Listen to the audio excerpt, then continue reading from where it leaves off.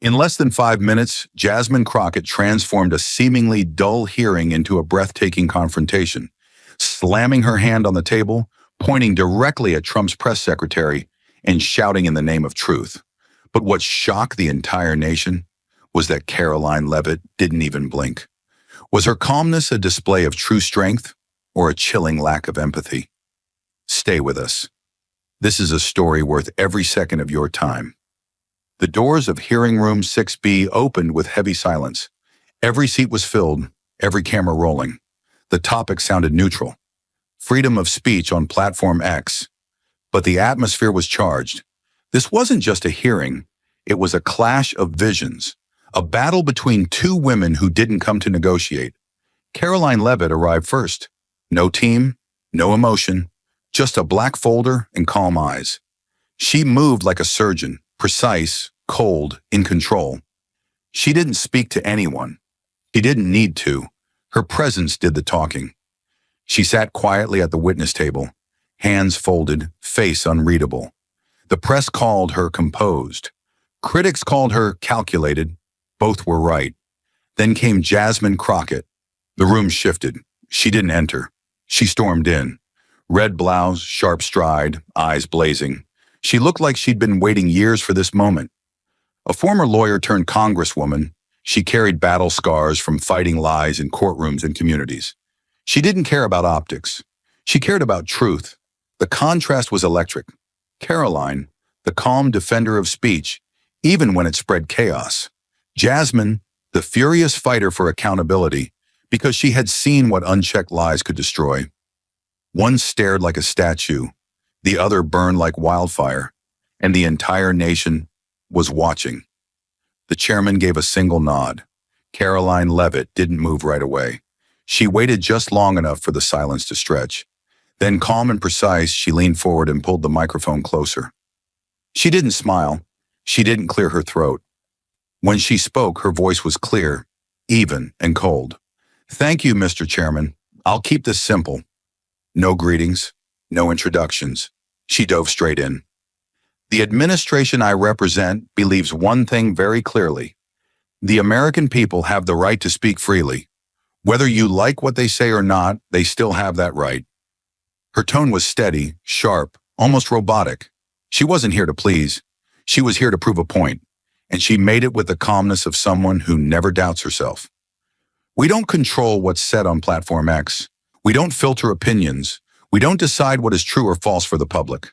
That's not our job, and it never should be." Her words came fast, clean, with no room for argument. "Some call it chaos. We call it freedom. Real freedom is messy, but it's still freedom." Karoline sat motionless, hands folded neatly, like nothing in the world could shake her. Her voice never rose. It didn't need to. Every sentence landed like a quiet slap. "We're not here to babysit the American people. If they say things others disagree with, that's their right. If people believe something that's unpopular, that's still their choice." She paused just long enough to let that sink in. The solution to bad ideas is better ideas, not government censorship. She wasn't defending mistakes. She was defending principle, and that made it worse for Jasmine. Because Karoline's words, no matter how smooth they sounded, completely ignored the pain Jasmine had seen with her own eyes. People had been hurt, some ruined, by lies spread online. Families broken apart by conspiracy theories. Threats, violence, fear. Jasmine had stood beside those victims in courtrooms. She'd listened to their stories. Buried in Karoline's calm speech was a brutal truth. Their suffering didn't matter. It wasn't even mentioned. Then came the final blow. Karoline's closing line. Quiet, steady, lethal. "I will not apologize for defending free speech. Not today, not ever." She pushed the microphone slightly away, signaling she was done. Her expression didn't change. No emotion, no regret, just silence. Jasmine sat across from her, fists clenched, heart pounding. She could barely stay in her seat. Karoline had just reduced years of real pain into 5 minutes of cold policy. As if lives lost to misinformation were just a small price to pay. As if truth and lies were equal, just two sides of the same free speech coin. And that That was the moment Jasmine Crockett stopped waiting to be polite. There was a brief pause, just long enough for the room to take a breath, before Jasmine Crockett stood up like a flame leaping from dry wood. The microphone barely caught her first words, sharp and slicing through the still air. "Oh, I would love to respond, Mr. Chairman." Her voice cracked slightly, not from weakness, but from pressure, like steam behind a valve. She didn't look at the committee. She looked straight at Karoline Leavitt, who sat there stone-faced, untouched. "That was a lovely speech, Miss Leavitt. Cold, clean, convenient. But I came here for truth, not excuses wrapped in legal polish." Her voice grew louder, word by word. "You say the government shouldn't filter speech. But let me ask you this. What happens when lies aren't just words? When they spark real violence? When they divide neighbors? When they push a man to show up at a polling place with a gun because he believes the election was stolen?" The room tensed. Karoline didn't blink. But Jasmine wasn't finished. "Don't talk to me about messy freedom. I've met mothers whose sons died believing the garbage spread on X. I've seen communities split apart over conspiracies. You don't get to sit there and call that democracy." She slapped her hand down on the table so hard that the microphones trembled. Gasps rippled across the chamber. Reporters scribbled faster. "You want to stand for freedom? Fine, but own the cost of your so-called freedom. Own the funerals, the fear, the lives shattered." Her hand now pointed directly at Karoline, fingers shaking from the weight of her fury. "You are not a neutral voice. You're a mouthpiece, a shield for the chaos your administration unleashes. You're not defending the people. You're defending the system that manipulates them." Karoline's face remained unreadable, but Jasmine's passion cracked through every inch of the room. "You sit there talking about the First Amendment like it's untouchable. But let me ask you something, Miss Leavitt. Do you even see the damage done by the words you protect?" Her voice was no longer a speech.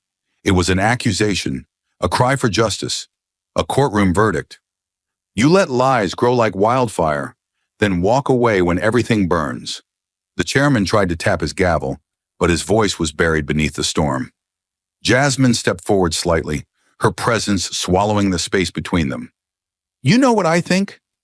I think you're not just defending Trump's policies, you're reciting them, word for word, like a script, like a puppet." She let the word hang in the air like a dagger. "That's what you are, Karoline, a puppet for Trump, a well-dressed, ice-cold puppet hiding behind the flag while the country bleeds." Karoline Leavitt sat perfectly still, as though the fury erupting just a few feet away from her was nothing more than a distant rumble of thunder, predictable and harmless. She calmly adjusted her microphone, the gesture itself controlled, deliberate, almost mechanical. Her eyes locked onto Jasmine Crockett, steady and unblinking, absorbing the emotional storm without reaction. "Congresswoman Crockett," she began, her voice slicing through the tense air like a surgeon's scalpel, clean and precise. "If you truly believe the American people aren't smart enough to discern truth from lies, then the real problem lies with you, not us." Her statement landed softly, yet the impact was immediate and jarring. The room momentarily fell silent, absorbing the cold logic beneath her calm demeanor. Karoline's expression never wavered. No anger, no disdain, just an unsettling neutrality, as if she were simply stating an obvious fact. Jasmine's eyes widened in disbelief before narrowing sharply, rage igniting again behind them. She leaned forward, gripping the edge of the desk so tightly that her knuckles turned pale. "Don't you dare twist this!" she shouted back, her voice rising to a near scream, her passion burning through the room like wildfire. "We're not talking about intelligence. We're talking about manipulation. The American people are being brainwashed, bombarded daily with lies that tear apart communities, destroy families, and drive neighbors into acts of violence." She raised her hand, stabbing a finger toward Karoline, trembling slightly with the intensity of her anger. "That's not freedom you're promoting. That's chaos." Her voice cracked with raw emotion, the echo of it reverberating in every corner of the chamber. Karoline didn't flinch. She simply tilted her head slightly, a gesture subtle enough to be easily overlooked, but powerful enough to communicate quiet disbelief. It was as if she were silently challenging Jasmine to go further, to lose more control. And Jasmine, pushed to the brink by injustice and fury, willingly took the bait. Chaos is what happens when powerful people like you, Jasmine continued, her voice strained with frustration, decide that responsibility doesn't matter, that the truth doesn't matter. You stand there behind that cold facade, pretending that you're protecting freedom, when in reality you're protecting division and hate. Jasmine slammed her hand down again, the sharp sound echoing through the microphones, startling even the seasoned reporters. Her breathing became labored, her eyes glistening with unshed tears of frustration. Around the room, observers watched silently, uncertain whether they were witnessing courage or the tragic unraveling of someone pushed past their breaking point. Karoline, however, appeared entirely unaffected. Her poise remained as unbreakable as a steel cable. The silence she allowed to hang in the air was deliberate, almost strategic, letting Jasmine's emotional outburst fill the space entirely before responding. Karoline's voice emerged again, softly cutting through the tension. Congresswoman Crockett, freedom has never meant freedom from discomfort or freedom from challenging ideas. It means freedom for the people to speak, to choose, and yes, even to believe things we personally find troubling. Jasmine shook her head violently, the injustice stinging deeper with each word Karoline spoke. Believing lies isn't freedom, it's captivity, she shot back bitterly. Her voice softened just enough to reveal the profound pain fueling her anger. And you're holding the keys to that prison, Karoline, locking people inside their fears, their prejudices, and their hatred. And you call it freedom? Jasmine leaned closer, her voice becoming dangerously quiet now, trembling with barely contained emotion. Tell that to the families I've had to comfort, the ones whose lives have been shattered because of the lies you've permitted. Tell them your precious freedom was worth their suffering. A brief flicker of something, maybe doubt, maybe empathy, passed so quickly through Karoline's eyes it was impossible to know if it had truly been there. But just as quickly it disappeared, swallowed once again by the impenetrable wall of composure she wore like armor. I'm truly sorry for anyone hurt by misinformation, she replied, her voice steady, measured, devoid of vulnerability. But we cannot respond to lies by silencing speech. We respond by trusting the American people to make their own decisions. If that's chaos to you, Congresswoman, then perhaps we have different definitions of what America truly represents. Jasmine recoiled as though physically struck, eyes widening in outrage. America represents truth, justice, and accountability, she exploded, her voice reaching a crescendo, raw and unfiltered. Not this empty, meaningless freedom you're selling, this fake version that lets liars control the story and manipulate the vulnerable. Her entire body trembled as she fought to regain composure, the injustice and frustration threatening to overwhelm her completely. She pointed again, accusingly, her voice shaking as she concluded bitterly. You're not protecting democracy, Karoline. You're exploiting it. Karoline remained utterly calm, leaning gently back into her chair, the embodiment of controlled strength in contrast to Jasmine's raw emotion. The tension between them thickened, almost tangible, as if the room itself held its breath, waiting to see who would break next. I understand your passion, Karoline finally said, quietly but firmly. But passion doesn't justify censorship. Democracy requires trust, Congresswoman, not in leaders, but in the people. The moment we lose faith in their judgment, we lose democracy itself. Jasmine leaned back heavily into her seat, eyes glistening now, not just with anger, but with frustration at a system that continually punished her sincerity. She knew the room had already decided who had won this confrontation. Not the one who told the truth loudly, but the one who packaged it neatly, quietly, without messy emotion. Injustice burned like acid in her chest as she realized she had stepped into a trap carefully laid. Not by Karoline alone, but by a culture that dismissed passion as instability. Breathing heavily, Jasmine glanced down at the trembling hand still pressed flat against the desk, feeling acutely the weight of a world that no longer listened unless truth was whispered rather than shouted. The clash wasn't just verbal, it was elemental. One side was steel, cold, rigid, unbending. The other was fire, wild, scorching, impossible to contain. Karoline Leavitt sat motionless, every answer sharpened like a blade, every breath calculated like chess.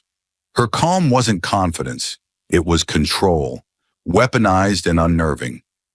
Across from her, Jasmine Crockett stood like a woman set ablaze, her words fueled by years of watching real people suffer, while polished bureaucrats like Karoline sanitized the pain with policy. The contrast between them was electric, so sharp, so violent in tone, it didn't need raised voices to shake the room. It was in the way Karoline didn't flinch, and in the way Jasmine refused to sit still. Fire wants to move, steel wants to hold, and between them, the hearing room felt ready to combust. To some, Karoline was grace under pressure, a masterclass in restraint. But to others, especially those who had lived through the consequences of misinformation, her composure felt like cruelty in disguise. Jasmine, meanwhile, looked like she was carrying the weight of those consequences on her shoulders. She wasn't just angry, she was breaking protocol because the system had already broken so many. Her fury wasn't chaos, it was justice demanding to be heard. But instead of being applauded, she was being treated like a problem to be contained, while Karoline's cold detachment was praised as professionalism. That imbalance, that double standard, wasn't just unfair, it was infuriating, and it was about to explode. Years ago, before Jasmine Crockett ever stepped foot in Congress, she stood beside a man whose life had been shattered by a lie. He was a father of two, a construction worker from Dallas, ordinary in every way except for what he believed. He'd fallen deep into an online rabbit hole. Videos, forums, anonymous posts feeding him a steady diet of conspiracy and rage. He believed the 2020 election was stolen. He believed the government was coming for his kids. So one night, convinced he was defending democracy, he showed up at a ballot recount center with a rifle in the back seat and fear in his veins. Jasmine had defended him, not because she believed what he believed, but because someone had to stand between him and the system ready to crush him. She remembered his trembling hands on the table. She remembered how his wife sat behind him, silently sobbing, clutching a photo of their children. He wasn't a terrorist. He was a man who'd been fed poisons until he couldn't taste reality anymore. And when Jasmine argued his case, she wasn't just fighting for him. She was screaming into a broken machine that let lies fester until people bled. The court didn't listen. The judge labeled him a threat. The man went to prison. 2 months later, he died by suicide in his cell. Jasmine never forgot his name, or his daughter's face at the funeral. She had carried that man's death with her like a scar etched into bone, one no courtroom ruling could erase. But she hadn't buried it. She'd weaponized it, turned it into purpose, into fire, into an oath. She hadn't come to Capitol Hill to pose for cameras or broker deals over dinners. She came to drag truth into the halls where it was most often avoided, softened, spun into sound bites. She came to speak for the voices silenced not by law, but by the lies people like Karoline let spread unchecked. Jasmine didn't call it politics. She called it war, a war against what she named the silent killers, the rumors, the conspiracy threads, the hashtags disguised as facts, all allowed to grow like tumors in the name of free speech. And now here she was, years later, sitting in a hearing room filled with suits and smugness, listening to Karoline Leavitt, who spoke as if she'd never seen a lie ruin a life. Karoline's voice was ice, smooth, composed, eerily void of weight. And that was the insult. That was the cruelty. Because every word she uttered with such precision struck Jasmine like a blow to the chest. Karoline spoke of messy freedom, and Jasmine saw the mother who had to explain to her children why their father wasn't coming home. Karoline said, "We don't control the conversation." And Jasmine saw a courtroom where a man sat broken, whispering that he only wanted to protect democracy. Karoline said, "Let the people decide what's true." And Jasmine's stomach twisted because she had watched people die after deciding a lie was the truth. Karoline's tone was the sound of safety for people who'd never been touched by the consequences. It was the voice of someone who lived in policy, not pain, And that's what made Jasmine's blood boil, because here was a woman speaking with power, privilege, and polish about chaos as if it were just a theory, while Jasmine had buried people who lived and died by that very chaos. And no one in the room seemed to flinch. Not the chairman, not the reporters, not the Republicans nodding along like they hadn't read the headlines about bomb threats and armed mobs.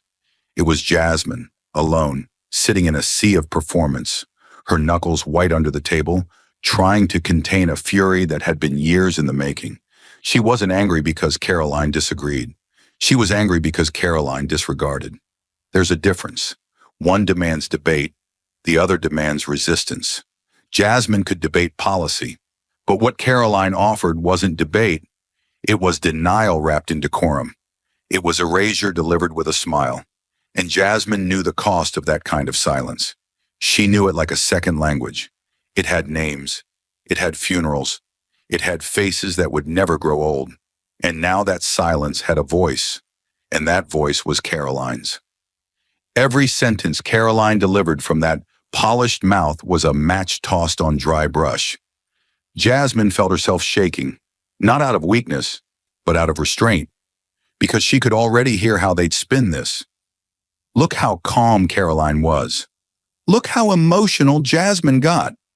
They always said that, as if rage invalidated truth, as if grief was unprofessional.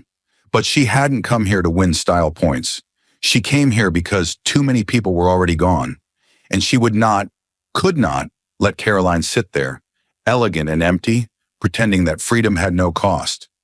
So she gritted her teeth, every breath a choice, every second a battle. Because when Karoline finished speaking, Jasmine would rise, not to respond, but to defend the dead. And for once, the room would feel what she felt. Not politics, not performance, but pain. Raw, real, righteous, and absolutely unstoppable. But as the painful memory still burned fresh in Jasmine's eyes, Karoline's voice cut sharply through the silence, cool, precise, and utterly merciless, pulling Jasmine back into the harsh glare of the present. She didn't need to stand. She didn't lean forward. She didn't even change her tone. Her eyes, cold and unwavering, locked onto Jasmine like a sniper steadying the barrel. When she spoke, it was almost soft, almost gentle, but the words hit like a suppressed gunshot. You're not afraid of lies. You're afraid you've lost control of the story. There was no pause for effect, no rise in tone, just pure surgical intent. And yet the impact was instant and absolute. The air was pulled from the room like a vacuum seal. Dozens of reporters froze mid-note. The chairman's gavel hovered in the air, never landing. Even the audience, partisan, tense, electric, seemed to forget how to breathe. The sentence didn't scream. It dismantled, like a well-placed charge collapsing a building from the inside. Jasmine didn't blink, but something inside her cracked. Not because the words were true, but because they would sound true to the people watching. That's what Karoline knew. That was her power. She wasn't debating facts. She was manipulating perception. One calm, cutting sentence at a time. And it worked. It always worked. The nation had seen this play before. One woman screaming for justice, the other sitting still, seemingly above the chaos. And the camera always lingered longer on the one who didn't flinch. But for Jasmine, that line wasn't a clever jab. It was an erasure. It was a quiet attempt to reduce every name she carried, every funeral, every courtroom, every grieving mother, to personal insecurity. As if her outrage wasn't rooted in loss, but ego. As if fighting to stop people from dying because of lies made her a control freak. The injustice of it wasn't just in what Karoline said. It was in how easily the room absorbed it. A few lawmakers shifted in their seats, nodding slightly. A reporter raised his eyebrows, already drafting the headline in his head. Jasmine felt it. The shift. The way the floor seemed to tilt under her feet. She'd spent her whole life knowing that rage, when wielded by a woman like her, was a liability. But she never imagined that grief could be spun into arrogance. And that was the genius of Karoline's line. It didn't just push back. It reframed the entire hearing. Suddenly, Jasmine wasn't the truth teller. She was the one who couldn't let go of the microphone, couldn't let go of the spotlight, couldn't let go of control. But the truth, Jasmine never wanted control. She wanted accountability. She wanted justice. She wanted someone, anyone, to say out loud what she'd screamed in courtrooms and carried into Congress. Lies kill, and silence lets them. But Karoline's sentence wiped that off the board in 6 words. She hadn't raised her voice, but she'd raised a wall. And Jasmine saw, in real time, how power doesn't need to shout to win. Sometimes it just needs to sound calm while the other side bleeds. And in that moment, one breath after the coldest sentence Jasmine had ever heard in that room, she knew she wasn't just debating a spokesperson. She was up against a system that had perfected the art of quiet cruelty, and it had just drawn blood. It happened without calculation, pure instinct, pure rage. Jasmine's hand came down on the polished oak table with a crack so loud it seemed to slice through the air like a lightning bolt. The entire room jolted. Aides jumped. One of the interns in the back dropped his tablet. Even the chairman froze mid-motion, mouth half open, his gavel hovering uselessly in the air. The sound was the kind that didn't just disrupt, it accused. And in that silence that followed, Jasmine Crockett stood up, not just physically, but spiritually. She was no longer a congresswoman. She was a reckoning. "You think I'm afraid of losing control?" she growled, her voice shaking not from uncertainty, but from the unbearable pressure of truth. "I'm afraid of people like you, people who sit behind microphones and let entire communities fall apart while you polish your sentences into safe, soundproof lies." Her chest rose and fell fast, her breath jagged with fire. She was no longer trying to maintain composure. She was done pretending that restraint could compete with indifference. "I have held the hands of mothers who buried their sons because of the lies you let circulate unchecked. Don't you dare tell me I'm afraid of losing a narrative. I'm afraid of losing more lives." Her voice grew louder, sharper, each word a scalpel. "You call it free speech. I call it the oxygen that fuels radicalization. You call it messy democracy. I call it cowardice dressed in constitutional cosplay." She pointed directly at Karoline, her finger trembling not from fear, but from fury long denied a place to burn. "You hide behind calm like it's some kind of moral high ground, but all you've done is master the art of saying nothing while everything burns." Her words ricocheted around the room. Nobody moved. Nobody dared to. Karoline didn't flinch, but that only made it worse. That stillness, that damn composure. It wasn't strength, Jasmine realized. It was detachment. It was privilege. It was the ability to not care because you never had to. Jasmine took a step forward, her voice now at full force, filling the chamber like thunder in a canyon. "You know what silence like yours costs? It costs trust. It costs truth. And sometimes, it costs blood. I've seen that price paid by people who believed what they read because no one powerful enough stood up to say, 'This is wrong.'" She slammed her hand down again, harder this time, and her notes scattered across the table like broken glass. "You didn't stop the fire. You gave it oxygen. And now you sit there, smug and still, acting like I'm the one who's dangerous because I raised my voice." Her throat tightened. Her eyes welled, but she didn't blink. She owned that moment. "If emotion is all I have left to fight the lies that kill my people, then so be it, because at least I feel what this costs. At least I care." And for a single breathless instant, amid the stunned silence, the scribbling pens, the wide-eyed aides and frozen cameras, the fire beat the ice, and everyone in that room, even the ones who would later deny it, felt the heat. Outside the hearing room, the storm had already spilled into the streets. Crowds gathered beneath gray skies, holding hand-painted signs and phones raised high, streaming every second of Jasmine's eruption. And when her voice cracked through those speakers, when she screamed, when she slammed her hand down, when she pointed straight at indifference and called it by name, they didn't flinch. They cheered, they nodded, they cried. Because to them, it wasn't just a politician losing her temper. It was a woman finally saying what no one else had the courage to say. A woman who wasn't afraid to bleed publicly if it meant cutting through the noise. Someone in the crowd, a woman in her 60s, eyes sharp behind thick glasses, said it loud enough for every nearby camera to hear. She's angry because she cares. That sentence became a rallying cry, a tweet, a hashtag. It shot across X, TikTok, Instagram, racking up millions of shares. And with every repost, Jasmine's fire spread further. Not as chaos, but as clarity. Clips of her shouting were cut with footage of funerals, of protesters, of families torn by misinformation. Her voice became their voice. The one that didn't get invited to hearings, the one that didn't wear pearl earrings or speak in rehearsed sound bites. She didn't look composed. She looked real. And for once, realness wasn't a liability. It was revolution. Because those watching from home knew something the lawmakers inside pretended not to.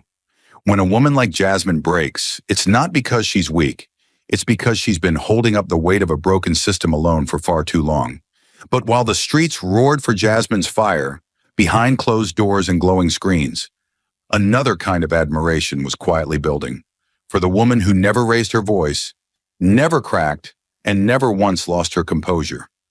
Inside a conservative watch party in New Hampshire, a group of men in flannel shirts and folded arms stood huddled around a flat-screen TV as the final moments of the hearing played out. Jasmine's voice thundered through the speakers, wild and unfiltered, but their eyes weren't on her. They were locked on Karoline Leavitt, sitting still, unmoving, not blinking. One of them, an ex-military officer with steel-gray hair and a face weathered by war, grunted and said what the others were thinking. Cold but right. She didn't flinch. It wasn't just admiration. It was respect. Because in their world, holding the line mattered more than raising your voice. And Karoline? She didn't just hold it, she owned it. No panic, no weakness, just poise under pressure while the room burned around her. To them, Karoline didn't look heartless. She looked prepared. While Jasmine pounded her fists, Karoline sharpened her words like surgical tools. Her silence wasn't indifference. It was strategy. Her calm wasn't emptiness. It was discipline. And in that stillness, they saw strength. Not because she had the best argument, but because she never let herself be rattled. That's what stuck with them. That's what spread online.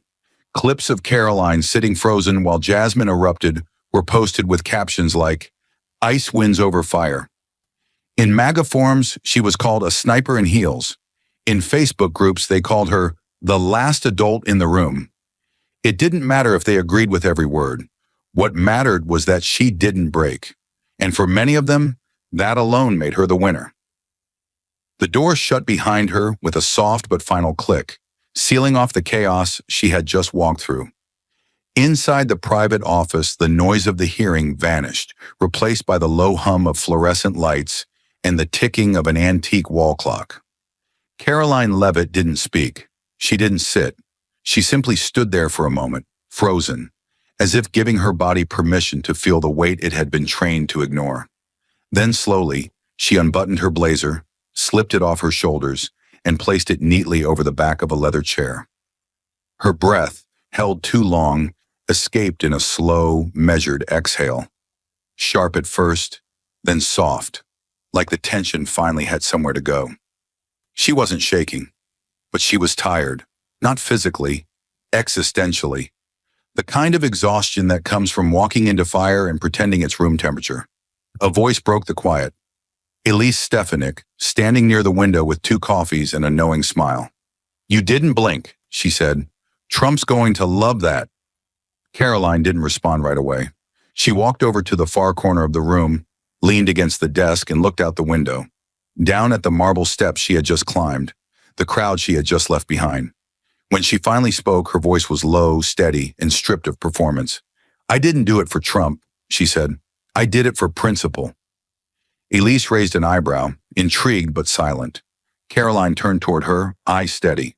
People have to be allowed to speak, even when it's messy, even when it's dangerous.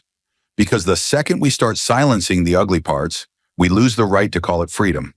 And in that moment, there was no press, no committee, no hashtags, just a woman who had stood in front of fire and refused to flinch. not because she was fearless, but because she believed that silence, when forced, was far deadlier than noise. While Karoline exhaled behind closed doors, untouched and unmoved, just a few rooms away, Jasmine was falling apart, because in a world that rewarded silence over truth, it felt like Fury had lost. The office door slammed shut behind her, not by force but by gravity, like even the air was too heavy to hold open. Jasmine Crockett stood still for a second, her chest still rising and falling, like she was holding in a scream that hadn't finished leaving her. Then, with no warning, she slammed her hand on the desk one last time. Not for drama, but because her body needed to release what her soul couldn't carry anymore. The sound cracked through the room, and then she collapsed into her chair like her bones had lost their will to stand. Her aides stood frozen around her, unsure whether to speak or just let the silence bleed out. Jasmine stared straight ahead, eyes glassy, lips parted slightly as if still catching the breath that Karoline's calm had stolen. Finally, in a voice so low it was barely audible, she said, "I yelled. I slammed the table. I put everything on the line." And she didn't even blink. She turned her gaze upward, blinking fast, but the moisture in her eyes betrayed her. "I brought fire, but she brought nothing, and still somehow won the room," she whispered, her throat tightening. "I felt like I was fighting for lives, and she was just reciting lines." Her fists unclenched slowly, shaking slightly as if her body couldn't decide whether to cry or to keep resisting. "I don't get it," she said, louder now, almost spitting the words. "Why does control get more respect than conviction?" Her team looked down, no one daring to answer. Jasmine leaned back in the chair, eyes fixed on the ceiling like it might offer clarity. She didn't have the truth. She had poise. And somehow, that was enough. Two women had stood before the nation, one roaring, one still. And as the echoes faded, what remained was not just noise or silence, but a question that cut to the soul of the country. Who do we listen to, fire or ice? They sat in the same room beneath the same lights before the same microphones. But they were never on the same battlefield. Karoline Leavitt sat like a statue carved from granite, unmoving, untouched, and impossibly precise. Her posture was perfect, her tone coldly deliberate, her gaze steady like a sniper's. Every answer she gave felt like it had been rehearsed to the syllable, as if deviation meant weakness. She didn't interrupt. She didn't shout. She never showed her cards. For some, that was admirable. For others, it was terrifying. Because what do you do with someone who can watch the world unravel and still not blink? Karoline didn't speak for the people on the ground. She spoke for the blueprint, the Constitution, the concept, the theoretical America where freedom of speech floats in a vacuum, untouched by blood or consequence. Jasmine Crockett, on the other hand, wasn't there to protect the concept. She was there to scream for the casualties. Her words weren't clean, they were cracked. Her sentences weren't smooth, they were scarred, but every syllable had been earned through the grief of others. She didn't care about optics. She cared about the mother in Dallas who buried her son after he believed a conspiracy. She cared about the people who never made it to that hearing room because they died in the silence Karoline defended. And because she cared, she raised her voice. She pointed, she slammed the table. Not because she lost control, but because no one else seemed to feel what this all really cost. Jasmine's rage wasn't reckless. It was righteous. It came from standing at too many graves dug by disinformation and having to listen to someone call that tragedy messy freedom. They were both powerful, but in radically different ways. Karoline represented the strength of stillness, the type of power that says nothing and dares you to fill in the blanks. Jasmine represented the strength of emotion, the kind that's tired of screaming into a void and getting called too much for daring to feel. Karoline's calm made the room feel safe. Jasmine's fire made it feel honest. But the world has always rewarded one more than the other. Karoline was praised for being unshaken, for never letting her mask slip, for staying perfectly composed as if compassion were a liability. Jasmine was told to calm down, to be more measured, to be professional, as if professionalism required the erasure of pain. And that was the injustice, that in this country, truth wrapped in silence is called wisdom, and truth wrapped in grief is called hysteria. That Karoline could win with control while Jasmine lost for caring too loudly. That restraint was mistaken for integrity. That rage born from loss was painted as recklessness. In the contrast between them, America revealed its cruelest bias. We trust the voice that doesn't tremble, even if it's never seen the battlefield. We distrust the voice that breaks, even if it's breaking because it remembers the dead.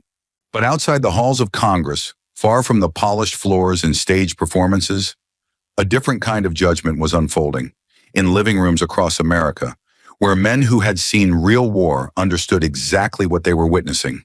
The old man didn't watch politics like he used to, not since Iraq, not since burying too many friends in cemeteries with flags on their coffins and promises on their headstones. But that day, something about the headline caught his eye. Congresswoman Crockett confronts Press Secretary Leavitt in fiery showdown. He sat down, cracked open a beer with hands that still shook on cold mornings, and turned the volume up just enough to hear every breath. He didn't care about parties anymore.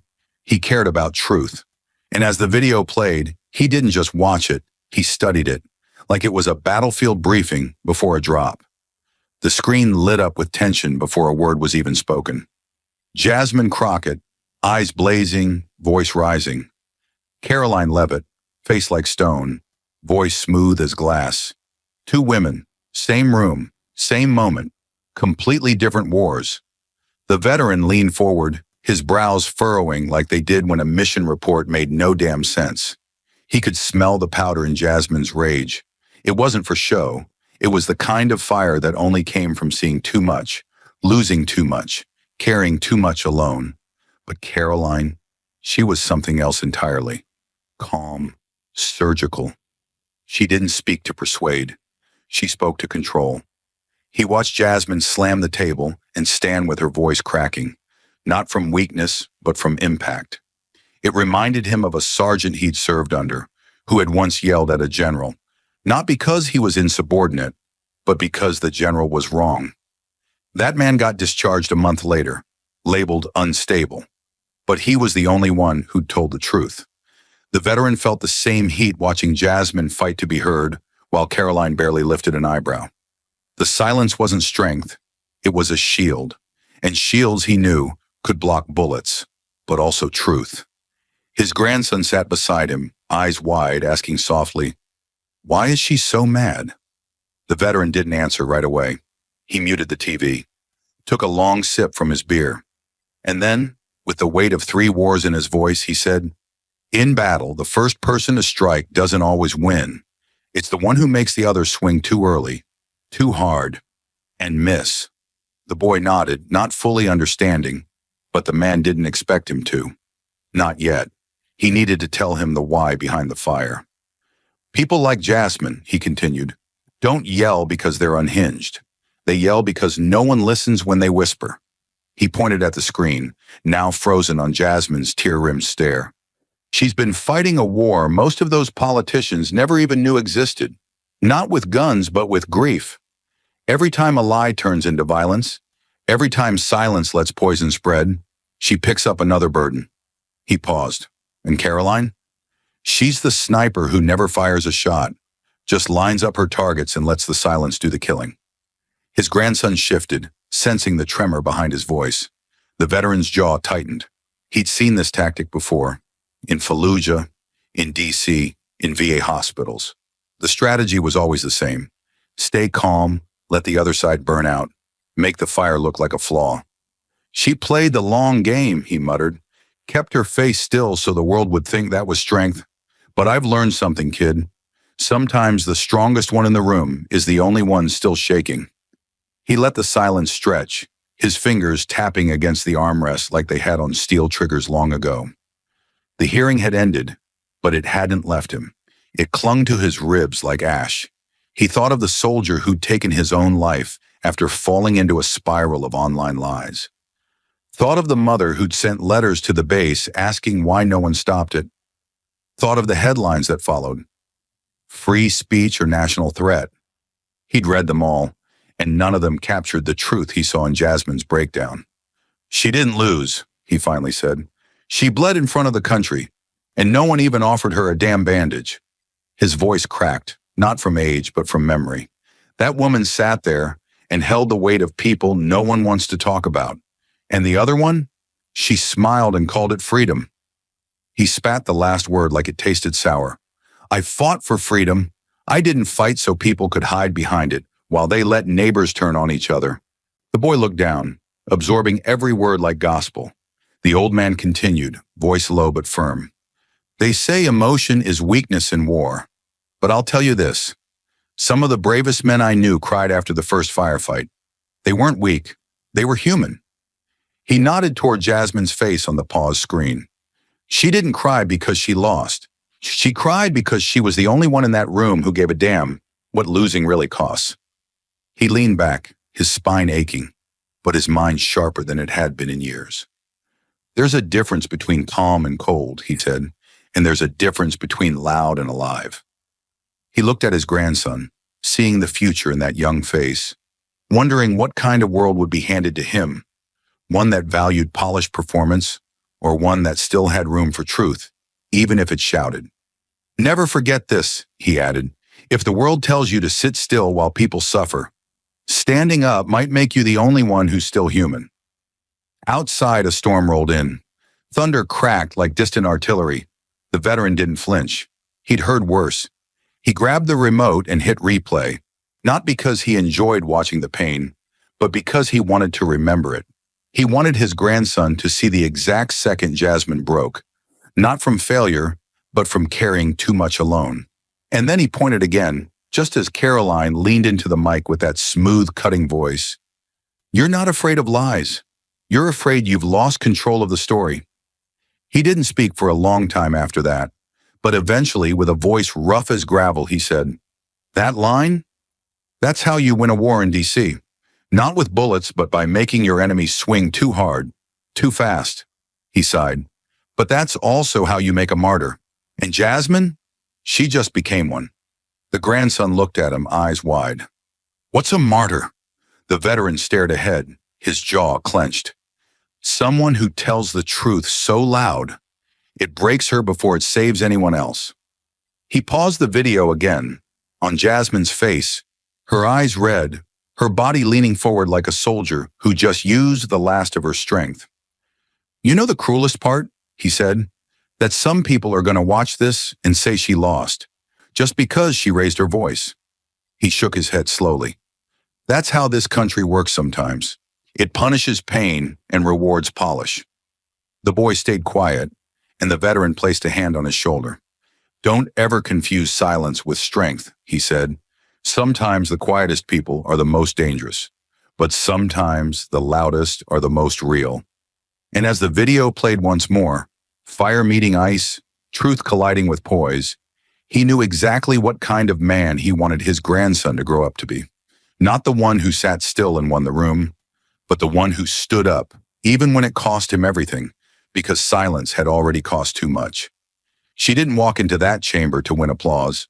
Jasmine Crockett entered like a woman stepping into a courtroom where the verdict had already been written. In silence, in indifference, in the frozen faces of those who never paid the cost of inaction. She came carrying names. She came carrying funerals, folded flags, and unsent apologies. Every word in her folder wasn't ink. It was blood. She didn't rehearse lines for the cameras. She didn't need to. Her cause was older than politics and heavier than any poll number. She was the conscience of the hearing, but the room wasn't built to hold conscience. It was built to showcase restraint. Jasmine stood for truth, not the polished, palatable kind, but the kind that makes people uncomfortable, that disrupts rooms and rattles protocols. And truth like that rarely comes soft. Hers came fiery. Her voice rose not for theatrics, but because she had begged, whispered, reasoned, and still no one listened. So yes, she yelled. She slammed the table. She stared down coldness with eyes full of heat and history. And for a fleeting moment, she was not just a congresswoman. She was every voice drowned out by media spin, every victim erased by political convenience.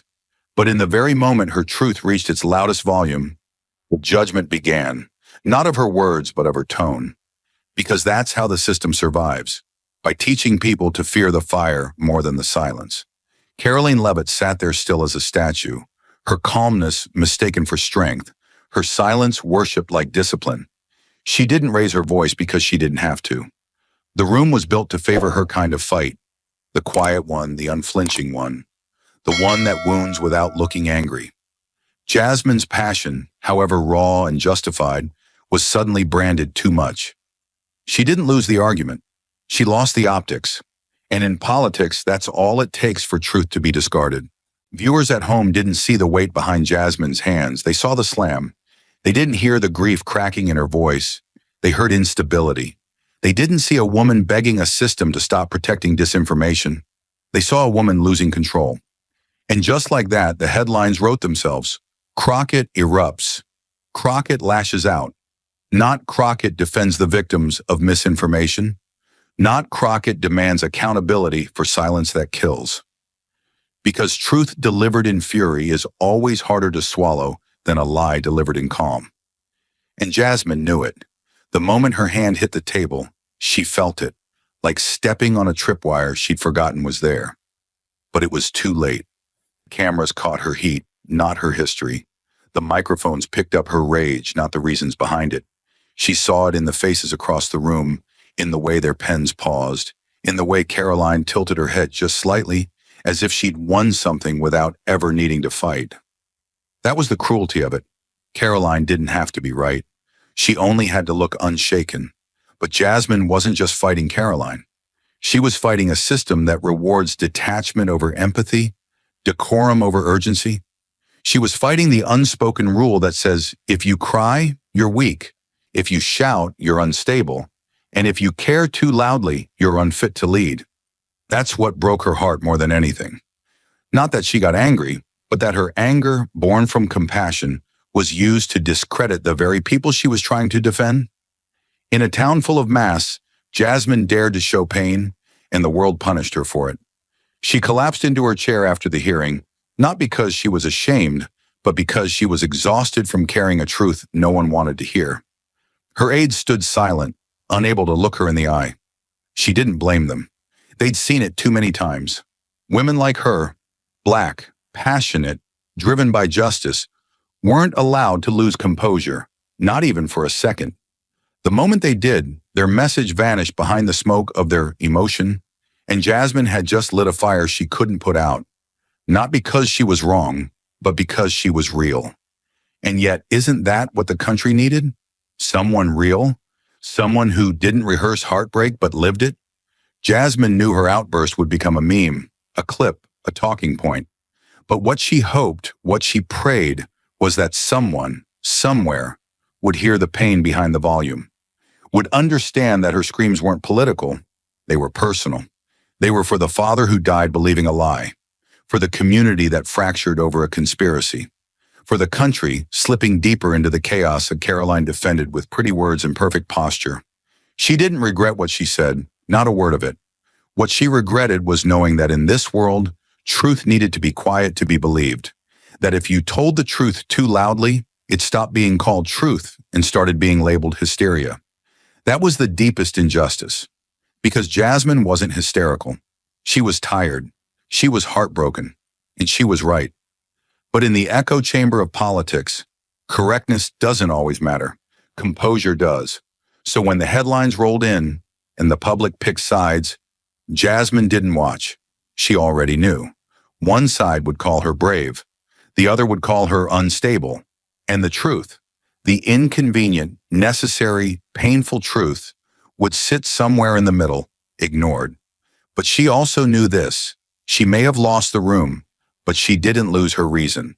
She didn't lose the names. She didn't lose the mission. And if losing control meant making someone, anyone, finally listen, then maybe it was worth it. But while Jasmine was judged for feeling too much, Karoline faced a different kind of reckoning, one far quieter, but just as brutal, the cost of never feeling enough. She didn't come to please. Karoline Leavitt entered the hearing room like a blade drawn from its sheath, sleek, controlled, sharpened by purpose. Her steps were measured, her face unreadable, her silence louder than most opening statements. The moment she sat down, the temperature shifted, not because she made it colder, but because she refused to bring warmth. She didn't smile. She didn't fidget. And when the gavel dropped, she leaned forward like a soldier reporting for duty, not a press secretary facing political theater. Every move was deliberate, every pause strategic. She was calm in the eye of a storm she anticipated long before she arrived. When she spoke, her voice didn't rise. It sliced. Her sentences were tight, each word carefully selected to serve a single objective: control the narrative. She didn't stall. She didn't over-explain. She didn't flinch when Congresswoman Jasmine Crockett's accusations flew like shrapnel. While the room tensed with emotional energy, Karoline remained still, utterly composed, unaffected by the chaos unraveling around her. That wasn't just posture, it was discipline, a weapon she had honed long before the cameras rolled. Because in a town built on spin and spectacle, the one who doesn't react becomes the one who wins. And in that moment, Karoline was winning. But something unexpected happened, something that couldn't be prepared for with briefings or bullet points. As Jasmine's voice cracked with fury and truth, something shifted, not in Karoline, but in the room. Eyes that once admired her calm began to question it. Was it strength or avoidance, conviction or calculation? The fire Jasmine poured into the floor like fuel suddenly made Karoline's poise look sterile. Even the most loyal viewers watching from home began to ask, why doesn't she flinch? Doesn't she feel anything? What had once been applauded as elegance now walked the line of emotional vacancy. Karoline wasn't oblivious. She saw the change. She saw the camera zoom in on Jasmine's shaking hands, her flushed face, her impassioned voice, and then cut back to her own expressionless mask. And for the first time, she wondered if the stillness she had crafted so carefully had made her invisible. Jasmine was raw, imperfect, human. And Karoline, she had mastered the art of saying the right thing in the wrong tone. Because in politics, truth isn't just about what you say, it's about how much you're willing to bleed for it. And Karoline had bled for nothing. She had grown up believing that control was power, that losing your cool meant losing your credibility. So she trained herself to stay calm in every room. She studied her opponents, never interrupted, never let them see her blink. It had always worked until now. Because in that moment, surrounded by the ghosts of misinformation and grief, her detachment didn't feel like professionalism. It felt like apathy. And in a world on fire, apathy doesn't read as strong. It reads as dangerous. Later, behind closed doors, Karoline sat in her office, blazer off, heels kicked to the side, eyes fixed on the muted replay of the hearing. She watched herself on the screen, perfect posture, clear speech, icy poise, and suddenly saw what the critics saw. A woman too distant to grieve, too polished to feel. Elise Stefanik told her she'd done great, that she'd looked like the adult in the room. But for the first time, Karoline wasn't sure that was a compliment, because adults cry, adults care. And caring had been stripped from her vocabulary the moment she chose restraint over resonance. She thought back to her closing line. You're not afraid of lies. You're afraid you've lost control of the story. The room had gasped. She had delivered it perfectly. But had it been justice or just strategy? She wasn't sure anymore. What she did know was that the line had landed like a sword, not a bridge. It didn't build understanding. It cut off vulnerability. It was a win, but it didn't feel like one. Because sometimes silence isn't noble. Sometimes it's cowardice dressed in discipline. Karoline had been taught never to make it about herself, but now she wondered if detachment had made her forget why she did this. The Constitution, free speech, the right to speak, even when wrong. But what about the right to mourn, to care, to feel? Did defending the First Amendment require the sacrifice of her humanity? And if it did, was it still worth it? These were questions she couldn't answer with press releases or podiums. These were the kinds of questions that lingered long after the cameras were gone. Public reaction poured in fast. Half the country praised her precision. The other half called her a ghost. One clip went viral with the caption, "A machine in a human suit." Another read, "She didn't lose her cool because she never had a soul to begin with." Karoline read them all. She didn't respond. What would she say? That the coldness was protection? that being calm was the only way she knew how to survive in a world that never forgives a powerful woman for cracking? Maybe they were right. Maybe she had become too good at never showing pain. But deep down, Karoline knew the truth. Her silence had been her shield, but it had also become her prison. And maybe, just maybe, it was time to let it crack. The dust had settled, but the echoes lingered, not just in Congress, but in homes, offices, and social media feeds nationwide. People weren't discussing facts. They debated style. Who stayed calm? Who lost control? Jasmine Crockett's passionate outburst had been labeled hysterical, while Karoline Leavitt's icy calm was called strength. In this polarized era, truth mattered less than delivery. Tone became the verdict, and composure became the measure of credibility. Jasmine had spoken truth, but it was wrapped in fire. Her voice trembled not from weakness, but from the weight of injustice she carried. She fought for victims who had no voice, pleading for compassion in a cold system. Yet as she raised her voice, society punished her for daring to show genuine pain. Meanwhile, Karoline remained emotionless, controlled, precise, and perfectly composed. With a single quiet sentence, she had turned Jasmine's passion against her. "You're afraid you've lost control of the story." But Karoline's composure came at its own cost.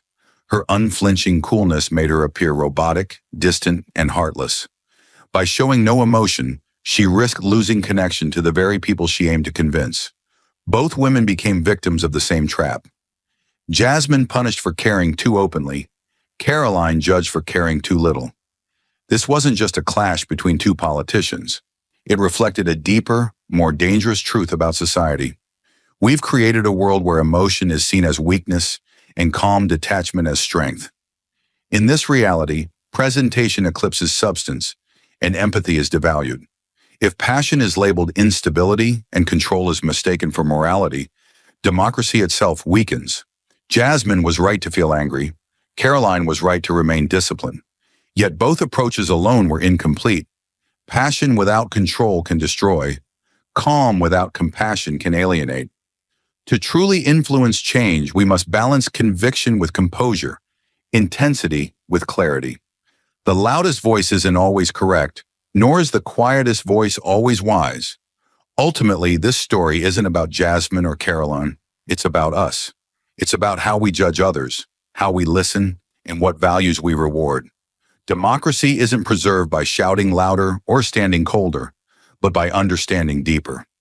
Passion must be our guide, not our downfall. Because the legacy of a true fighter isn't how fiercely they argued. It's the lasting change their fight created. Thank you for watching until this moment, and for standing with us on this journey for justice. Your support means everything. Like, subscribe, and turn on notifications so you never miss what's next. And we'd love to hear your thoughts. Leave a comment below, and let us know what moved you most in this story. Together, our voices make a difference.